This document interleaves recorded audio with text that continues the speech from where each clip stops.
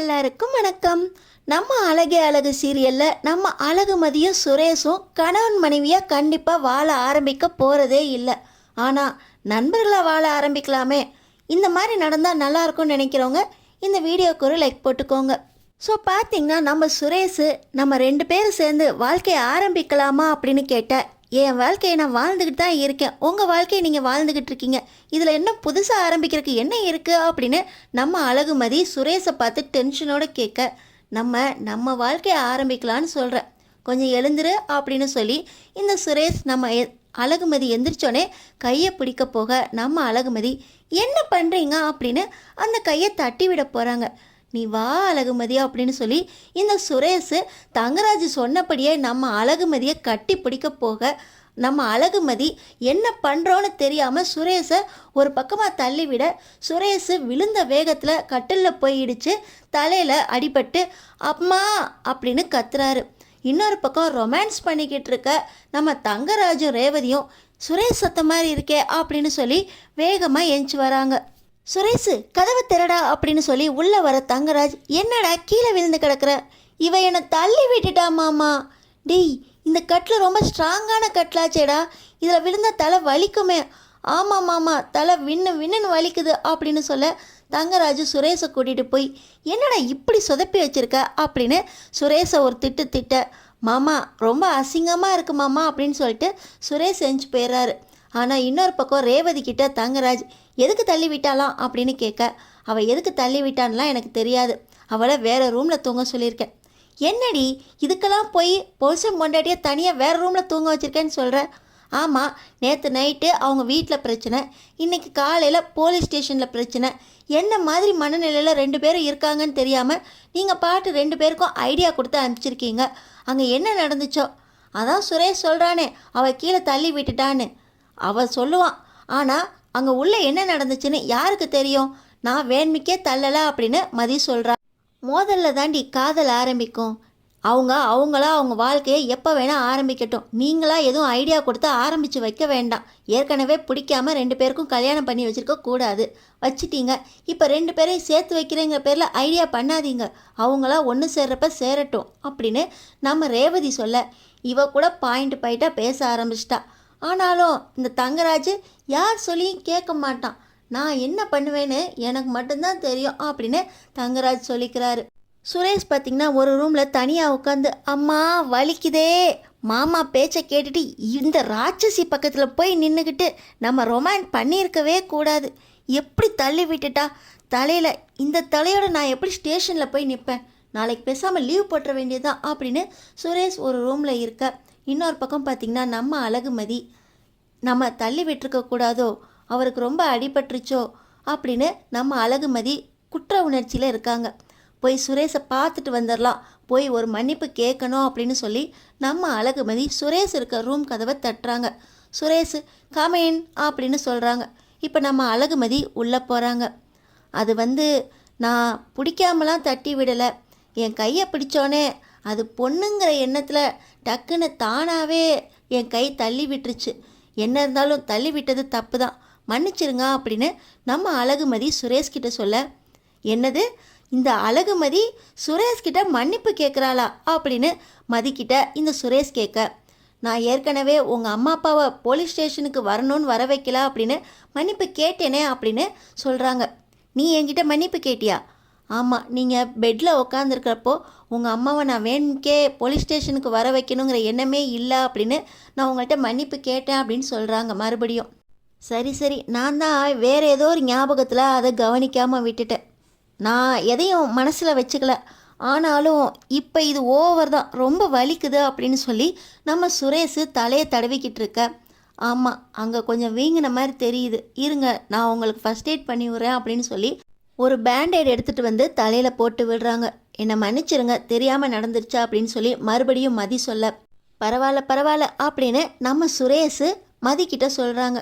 நாளைக்கு காலையில் நான் ஜாகிங் போவேன், நீங்கள் வரீங்களா அப்படின்னு நம்ம மதி கேட்குறாங்க. ஆமாம், நாளைக்கு எப்படி இருந்தாலும் வேலைக்கு லீவு தான் போட போகிறேன், சும்மா தான் இருப்பேன், உன் கூட வேணால் நான் ஜாகிங் வரேன், உனக்கும் ஒரு துணையாக இருக்கும்ல அப்படின்னு சுரேஷ் சொல்கிறாரு. எனக்கு துணைக்கெல்லாம் நான் ஆள் தேடல, நீங்கள் வரீங்களான்னு கேட்டேன், அவ்வளோதான் அப்படின்னு சொல்லி நம்ம மதி சொல்லிட்டு போக, அம்மா லெக்சரர் எடுக்க ஆரம்பிச்சிடாத, நாளைக்கு காலையில் நானே ஜாகிங் போகிற ஐடியாவில் தான் இருந்தேன் அப்படின்னு சுரேஷ் சொல்ல, அப்போ காலையில் 5 மணிக்கு நான் ஏஞ்சி வந்துடுறேன் அப்படின்னு சொல்லிட்டு மதி உள்ளே போயிடுறாங்க. ஏன் நீ வேறு ரூமுக்கு போகணும், இங்கேயே படுக்கலாம், நம்மளுக்கு என்ன இது புதுசா, நீ பாட்டு ஒரு ஓரமாக படுத்துக்கோ, நான் உன் பக்கத்துலேயே வரமாட்டேன், நான் இந்த ஓரமாக படுத்துக்கிறேன் அப்படின்னு சொல்லி நம்ம சுரேஷ் சொல்ல, சரி நான் இங்கேயே படுத்துக்கிறேன் அப்படின்னு சொல்லிட்டு நம்ம மதி ஒரு ஓரமாக படுக்க சுரேஷ் ஓரமாக படுத்துக்கிறாரு. நம்ம ரேவதி மதி எந்த ரூமில் தானே தூங்க சொன்னோம், எங்கே காணோம் அப்படின்னு சொல்லி தேட பார்க்குறாங்க. ஆனால் 2 பேரும் ஒரே ரூமில் தான் இருக்காங்க அப்படின்னு தெரிஞ்சுக்கிட்டு அவங்களா என்ன முடிவு வேணாலும் எடுத்துக்கிட்டோம் அப்படின்னு சொல்லிட்டு ரேவதி தூங்க போயிடுறாங்க. அடுத்த நாள் காலையில் பார்த்திங்கன்னா நம்ம மதி வழக்கம் போல் 5 மணிக்கெலாம் ஜாகிங்க்கு ரெடி ஆயிடுறாங்க. சுரேஷ் அப்போ தான், நீ ரெடி ஆகிட்டியா, ஒரு 5 மினிட்ஸ் கொடு, நானும் கிளம்பி வந்துடுறேன் அப்படின்னு சொல்லிட்டு சுரேஷ் எந்திரிச்சு ரெடி ஆகுறாரு. போகலாமா அப்படின்னு சொல்லிட்டு 2 பேரும் ஒன்றா ஜாகிங் கிளம்புறாங்க.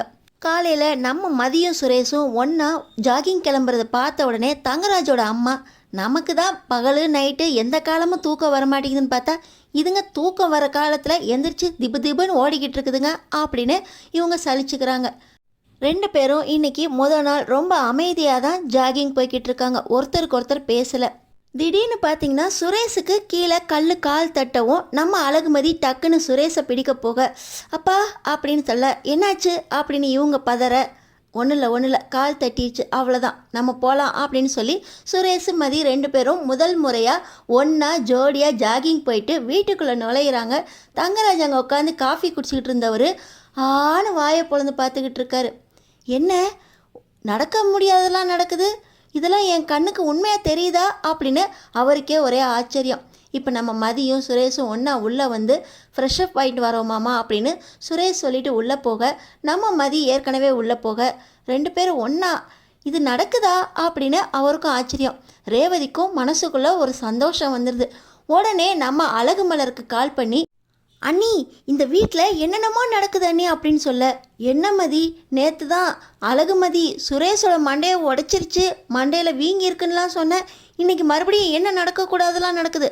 அண்ணி நடக்கக்கூடாதது இல்லை, நடக்க முடியாதது பாருங்க அண்ணி, இன்றைக்கி மதியம் சுரேஷும் ஒன்றா ஜாகிங் போயிட்டு வந்தாங்க, எங்கள் வீட்டுக்காரருக்கே அதை பார்த்து ஆச்சரியம் தாங்க முடியல. இவர் தான் ஐடியா கொடுக்குறாருன்னு சொதப்பிக்கிட்டு இருந்தார், ஆனால் இது யார் கொடுத்த ஐடியான்னு தெரியலையே, சக்ஸஸ்ஃபுல் அப்படின்னு நம்ம ரேவதி மலர்கிட்ட சொல்ல, மலருக்கும் ஒரே சந்தோஷம். ஆனால் பக்கத்தில் இருக்க பாக்கியராஜ், மலர் அப்படின்னு சொல்ல, நான் உங்கள்கிட்ட பேச மாட்டேன், உங்களுக்கு உங்கள் அம்மா தானே பிடிக்கும், உங்கள் அம்மா கிட்டேயே பேசிக்கோங்க.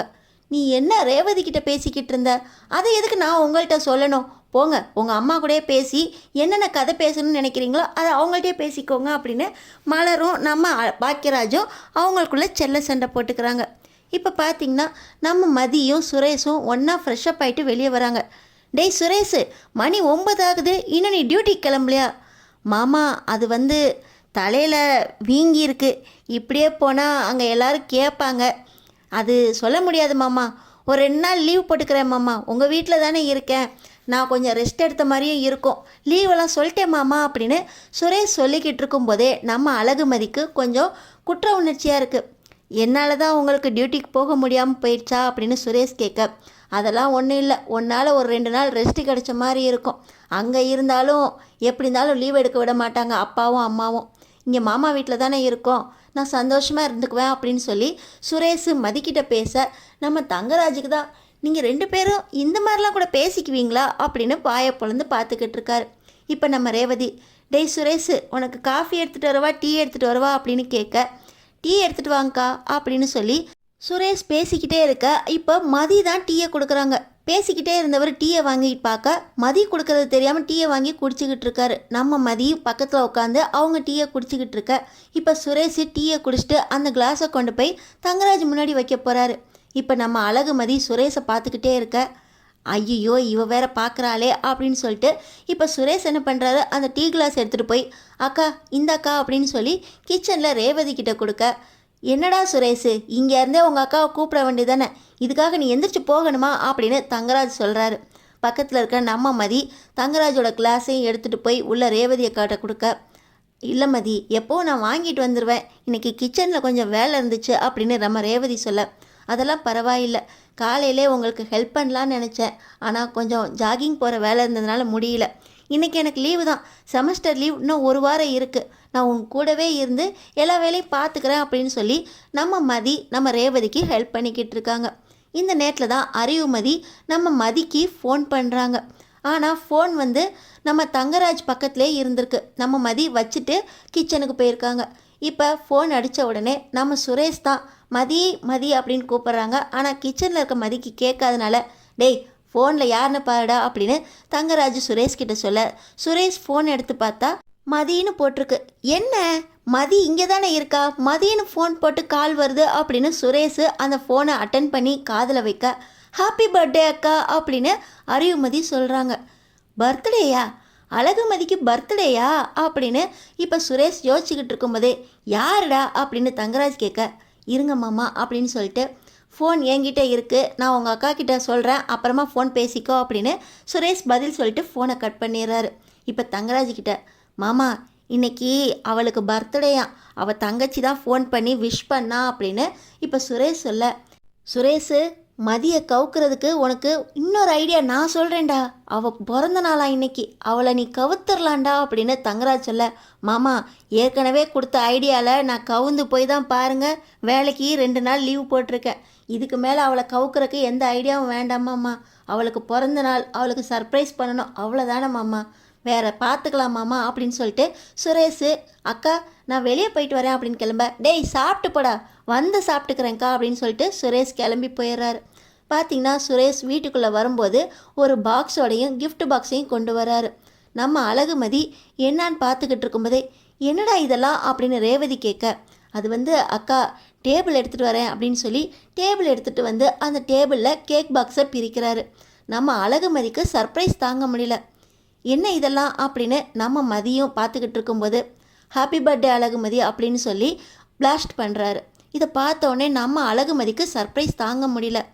அது வந்து இன்றைக்கி எனக்கு பிறந்த நாள் அப்படின்னு ரேவதி கிட்ட மதி சொல்ல, ஹாப்பி பர்த்டே அழகுமதி அப்படின்னு ரேவதியும் வாழ்த்த, தங்கராஜ் டேய் இதுக்கு தான் போகிறேன்னு சொல்லியிருந்தா நானும் கூட வந்திருப்பேன்ல, என்னமோ நீ வீம்புக்கு போன, இப்போ பார்த்தா உன் பொண்டாட்டி நீ தான் சர்ப்ரைஸ் பண்ணுவியோ அப்படின்னு சொல்லி தங்கராஜும் பிறந்த நாள் வாழ்த்துக்கள்மா அப்படின்னு மதிக்கு சொல்ல, தேங்க்யூ அண்ணன் அப்படின்னு மதியும் சொல்ல, போதும் போதும் வந்து கேக் வெட்டு அப்படின்னு சொல்லி சுரேஷ் நம்ம அழகுமதியை நிற்க வச்சு கேக் வெட்ட சொல்கிறாரு.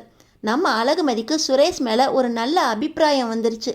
என் பர்த்டேன்னு உங்களுக்கு எப்படி தெரியும் அப்படின்னு சொல்ல, இப்போ தான் உன் தங்கச்சி கால் பண்ணியிருந்தா, அதனால தான் எனக்கு தெரியும் அப்படின்னு சுரேஷ் உண்மையை ஒத்துக்க, இதெல்லாம் எனக்கு பழக்கம் இல்லை, எங்கள் வீட்டில் நாங்கள் வெளியே போவோம் அப்படின்னு சொல்ல, இதெல்லாம் இனிமேல் பார்த்துக்கலாம், உனக்கு ஃபஸ்ட்டு கேக் வெட்டு, அப்புறமா நான் உனக்கு ஒரு சர்ப்ரைஸ் பண்ணுறேன் அப்படின்னு சுரேஷ் சொல்கிறாரு. அதெல்லாம் வேண்டாம் அப்படின்னு மதி சொல்ல, இருக்கட்டும் பரவாயில்ல கேக் கட் பண்ணு அப்படின்னு சொல்லி ஹாப்பி பர்த்டே பாடி ஃபஸ்ட் எடுத்தோடனே கேக் வெட்ட, பக்கத்தில் தரணியும் நம்ம இளவரசியும் வந்துட்டு ஹை கேக்கு அப்படின்னு சொல்லி வெட்டின கேக்கை ஆர்வமாக சாப்பிட, அன்னைக்கு பிறந்த நாளுக்கு கேக் வெட்டியாச்சு. மதி இன்னைக்கு வெளியே போகலாமா, உன் பிறந்த நாளுக்கு உங்கள் அப்பா அம்மாவோடு இருக்கும்போது நீ வெளியே தானே போவ, இன்னைக்கு நான் கூட்டிகிட்டு போனதாக இருக்கும், எனக்கும் பொழுது போன மாதிரி இருக்கும் அப்படின்னு சொல்லி சுரேஷ் அழகுமதியை ரெடியாக சொல்கிறாரு. நம்ம தங்கராஜும், டேய் நீயாடா சுரேஷ் அப்படின்னு பார்க்க, மாமா சும்மா இருங்க மாமா, நீ கிளம்பு மதி அப்படின்னு சொல்லிட்டு நம்ம அழகுமதியை சுரேஷ் வெளியே கூப்பிட்றாரு. நம்ம அழகுமதியும் போகலாமா வேண்டாமா ஆனான்னு யோசிக்கிறாங்க. ஆனால் ரேவதி போயிட்டு வா மதி அப்படின்னு சொல்லி ரேவதி தான் கிளப்பி விடுறாங்க. இப்போ சுரேஷும் அழகுமதியும் 2 வீலரில் ஒன்றா போய்கிட்டு இருக்கும்போது, உன் ட்ரெஸ் சைஸ் என்ன அப்படின்னு சுரேஷ் கேட்குறாரு. நம்ம அழகுமதி முறைக்கிறாங்க. ஏய் இல்லை இல்லை, பிறந்த நாளுக்கு ட்ரெஸ் எடுத்து கொடுக்க தான் கேட்டேன், நீ தப்பாக நினச்சிக்காத அப்படின்னு சுரேஷ் சொல்ல, அது வந்து அங்கே போய் நானே பார்த்து சொல்கிறேனே அப்படின்னு நம்ம அழகுமதியும் சுரேஷும் துணி கடைக்கு போகிறாங்க. உன் பர்த்டேக்கு எந்த மாதிரி ட்ரெஸ் வேணும்னு நினைக்கிறியோ எடுத்துக்கோ, இதுதான் உன் பர்த்டேக்கு நான் கொடுக்குற கிஃப்டாக இருக்கட்டும் அப்படின்னு சொல்லி சுரேஷ் சொல்ல, எனக்கு இந்த கிஃப்டெல்லாம் வேண்டாம் அப்படின்னு நம்ம அழகுமதி சொல்கிறாங்க. துணி கடைக்கு வந்தாச்சு, இதுக்கு மேலே எடுக்காமல் போக வேண்டாம், எடுத்துக்கோ மதி அப்படின்னு சுரேஷ் சொல்லிவிட்டு அவர் ஒரு ஓரமாக போய் நிற்க, நம்ம அழகுமதி அவங்களுக்கு ஒரு ட்ரெஸ் எடுக்கிறதோடு இல்லாமல் சுரேஷ்க்கும் ஒரு பேண்ட் ஷர்ட் எடுத்துகிட்டு வராங்க. இது என்ன எனக்கு நீ எடுத்துகிட்டு வந்திருக்க அப்படின்னு கேட்க, இது நான் கொடுக்குற கிஃப்டாக இருக்கட்டும் அப்படின்னு சொல்லி மதி சொல்ல, சுரேஷும் அவர் ட்ரெஸ்ஸை போய் ட்ரெஸ்ஸிங் ரூம்லேருந்து போட்டு வராரு. நம்ம அழகுமதியும் போட்டு வர 2 பேரும் ஜோடியாக ஹோட்டலுக்கு போகலாமா அப்படின்னு சுரேஷ் கேட்குறாரு. நமக்கும் ஹோட்டலுக்கும் ஒத்து வராது. அங்கே போய் நீங்கள் இதை தான் சாப்பிடணும்னு சொல்லுவீங்க, நான் அதை சாப்பிட மாட்டேன்னு சொல்லுவேன். அப்புறம் மறுபடியும் சண்டை வரும். இதெல்லாம் வேண்டாம் அப்படின்னு சொல்லி மதி சொல்கிறாங்க. எப்போவுமே உனக்கு சண்டை போடுற எண்ணத்திலே இருப்பியா? நம்ம ஹோட்டலுக்கு போகிறோம், நீ வேணுங்கிறத நீ சாப்பிடு, எனக்கு வேணுங்கிறத நான் சாப்பிட்டுக்கிறேன் அப்படின்னு சொல்லி சுரேஷ் சொல்ல, சரி போகலாம் அப்படின்னு சொல்லி 2 பேரும் ஒன்றா ஹோட்டலுக்கு போயிட்டு சாயந்தரமாக ரிட்டன் வராங்க. இன்னைக்கு மலரக்காவை பார்க்க போகலாமா அப்படின்னு சொல்லி நம்ம மதி கேட்க, அங்கே தான் அம்மாவும் அப்பாவும் இருக்காங்களே, மலரண்ணிலாம் வெளியே வரமாட்டாங்க அப்படின்னு சுரேஷ் சொல்கிறாரு. இல்லை, கோயிலுக்கு வர சொன்னால் அவங்க வருவாங்க, நான் மலரக்கா கூட கொஞ்சம் பேசணும் அப்படின்னு சொல்லி மதி சொல்ல, நீயா அப்போ ஃபோன் போட்டு வர சொல்லு அப்படின்னு சொல்லி சுரேஷ் சொல்கிறாரு. பார்த்திங்கன்னா நம்ம மதியும் மலரண்ணிக்கு ஃபோன் போட நம்ம மலர் ஃபோன் எடுக்க மாட்டுறாங்க. அவங்க ஃபோன் எடுக்க மாட்டுறாங்க அப்படின்னு சொல்லி நம்ம மதியோட முகம் வாடி போக, வீட்டுக்கு போகலாமா அப்படின்னு சொல்லி சுரேஷ் கேட்குறாரு.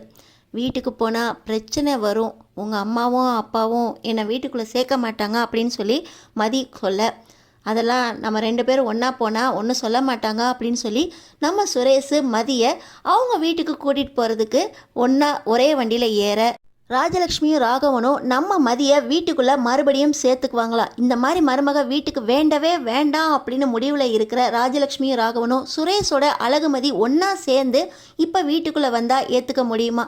நம்ம மலர் எப்படி மதியை வீட்டுக்குள்ளே கொண்டு வர போகிறாங்க? மறுபடியும் நம்ம சுரேஷும் அழகுமதியும் இதே மாதிரி ஃப்ரெண்டாக பேசிக்குவாங்களா? அடுத்தடுத்து என்ன நடக்க போகுதுன்னு தெரிஞ்சுக்கிறதுக்கு நம்ம சேனலை சப்ஸ்கிரைப் பண்ணி தொடர்ந்து பாருங்கள்.